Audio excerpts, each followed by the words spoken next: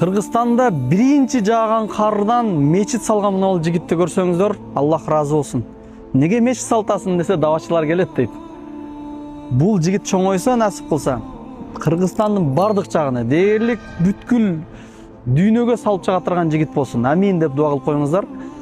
Аль-Харам мечитиндеги Каабаны Ибрахим пайгамбар баласы Исмаил алейхиссалам экөө курган. Куруп туруп, элдерди чакыргыла, келип ибадат кылышсын дегенде, Ибрахим пайгамбар жанында аз эле адам жашайт да. Аллахым мен чакырсам кимдер келет дегенде чакыргын деп буйруган. Чакыруу Ибрахим пайгамбардын иши, пайгамбардын. Ал эми жеткирүү Аллахтын иши. Азыр карасаңыздар, дүйнө жүзүнөн бир убакта миллиондогон адамдар келип атат. Иншалла ниеттүү эле кылынып, аракет болсо Аллах Таала берекеттерин өзү берет. Бул жигитибизди Аллах Таала берекелүү кылсын, башкаларды да жакшылыктарда чогуу шерик кылсын.